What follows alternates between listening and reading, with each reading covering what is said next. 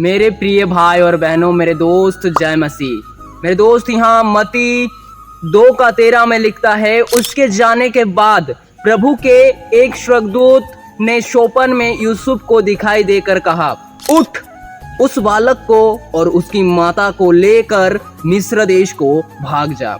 मेरे दोस्त देखिए, यहाँ पे लिखा हुआ है कि उनके जाने के बाद। मेरे दोस्त, इससे पहले मैंने वीडियो बनाया था कि यीशु मसीह का जन्म किस प्रकार हुआ। उसके बाद मैंने वीडियो बनाया था कि ज्योतिषी लोग यीशु मसीह को मिलने आए। तो मेरे दोस्त, उस समय एक राजा हुआ करता था जिसका नाम था हेरोदेस। जब मेरे दोस्त वो ज्योतिषी लोगों को मालूम चलता है कि यीशु मसीह का जन्म हुआ है ना, यीशु मसीह का जन्म हुआ है, तो वो ज्योतिषी लोग प्रभु को मिलने के लिए आते हैं और पूछते हैं इस्राएल पहुंच के कि यहूदियों का राजा का जन्म हुआ है, वो कहाँ है। तो वहाँ पे एक राजा हुआ करता था, जिस प्रकार मैंने अभी आपको बताया कि जिसका नाम है हेरोदेस। जब हेरोदेस को मालूम चलता है तो वो पूरा घबरा जाता है, पूरा यरूशलेम जो है घबरा जाता है ना।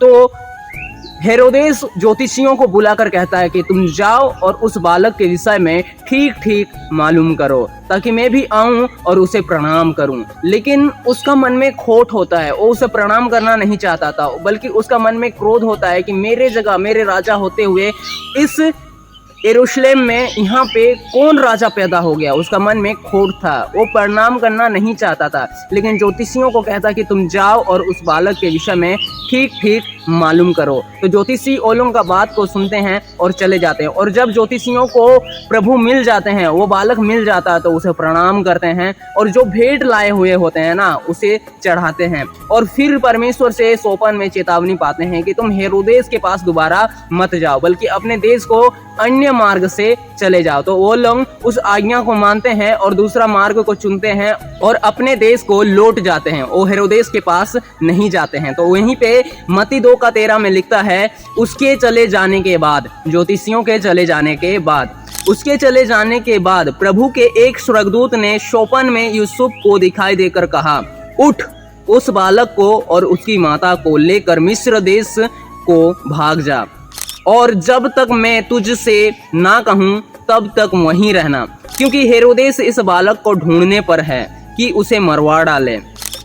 क्या कहता है? हेरोदेस उस बालक को ढूंढने पर है ताकि वो उसे मरवा डाले। हेरोदेस मार डालना चाहता था। वो इतना ज्यादा मतलब अंदर से भयभीत हो गया था ना, वो इतना ज्यादा गुस्सा हो गया था, भयभीत हो गया था, वो अचंभा हो गया था कि मेरे राजा होते हुए कौन राजा है जो यहाँ पे पैदा हो गया, कौन राजा है जो यहूदियों का राजा पैदा हो गया। तो वो उसे मरवा डालना चाहता था। तो स्वप्न में यूसुफ को एक स्वर्गदूत ने दर्शन देते हुए कहा कि तुम उठो और उस बालक को और उसकी माता को लेकर मिस्र देश को भाग जाओ, क्योंकि हेरोदेस जो है उसे मार डालना चाहता है। तो आगे देखते हैं, परमेश्वर का वचन यह लिखता है, मत्ती 2:14 में लिखता है, तब वह रात ही को उठकर बालक और उसकी माता को लेकर मिस्र को चल दिया और हेरोदेस के मरने तक वहीं रहा। यूसुफ उस बालक को, प्रभु यीशु मसीह को और प्रभु यीशु मसीह की माता को लेकर मिस्र को चला गया, और जब तक हेरोदेस नहीं मरा तब तक वो मिस्र देश में ही रहा। मेरे दोस्त, यहाँ पे आगे लिखता है, और हेरोदेस के मरने तक वहीं रहा, इसीलिए कि वह वचन जो प्रभु ने अपने भविष्यवक्ताओं के द्वारा कहा था पूरा हो, मैंने अपने पुत्र को मिस्र से बुलाया। ये वचन पूरा हुआ। मेरे दोस्त, यीशु मसीह जन्म लेने से पहले ही भविष्यवक्ताओं के द्वारा भविष्यवाणी दे दिया गया था कि मैंने अपने पुत्र को मिस्र से बुलाया। ये भविष्यवाणी पहले ही भविष्यवक्ताओं के द्वारा दे दिया गया था। तो आज उस समय ये वचन पूरा हुआ जब वे लोग मिस्र को चले गए। मेरे दोस्त, आगे मत्ती 2:16 में लिखता है, जब हेरोदेस ने यह देखा कि ज्योतिषियों ने उसके साथ धोखा किया है, तब वह क्रोध से भर गया और लोगों को भेजकर ज्योतिषियों के द्वारा ठीक ठीक बताए गए समय के अनुसार बेतलहम और उसके आसपास के स्थानों के सब लड़कों को जो 2 वर्ष या उससे छोटे थे मरवा डाला।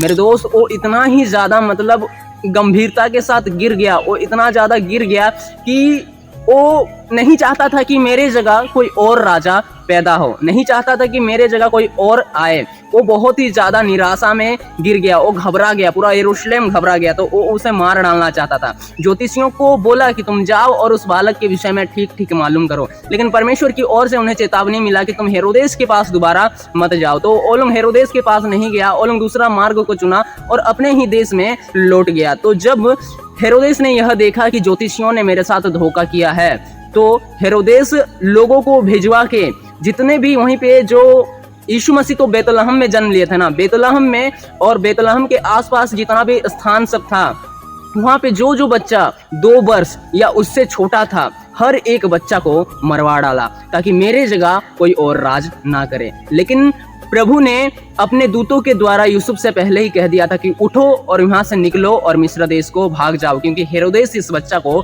मार डालना चाहता है। उससे पहले हेरोदेस बच्चा लोगों को मारने से पहले ही यीशु मसीह को यूसुफ ने और उसकी माता को मिस्र को ले गया। हालेलुया। देखिए आगे परमेश्वर का वचन यह कहता है ना कि मत्ती 2:17 में लिखता है, तो जो वचन यिर्मयाह भविष्यवक्ता के द्वारा कहा गया था वह पूरा हुआ। अभी भी कहता है कि जो वचन पहले से भविष्यवक्ताओं के द्वारा कहा हुआ था वो पूरा हुआ। हालेलुया। मेरे दोस्त, इस प्रकार प्रभु यीशु मसीह को बचाया गया है ना।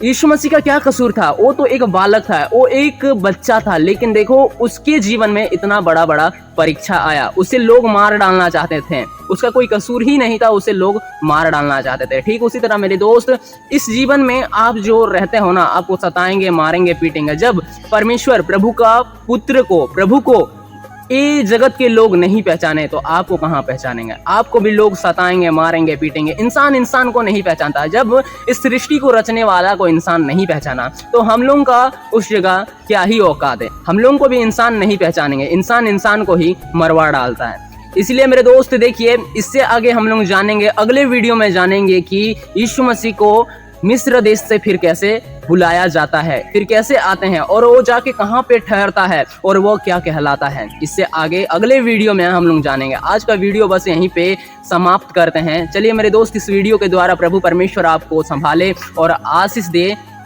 आमीन।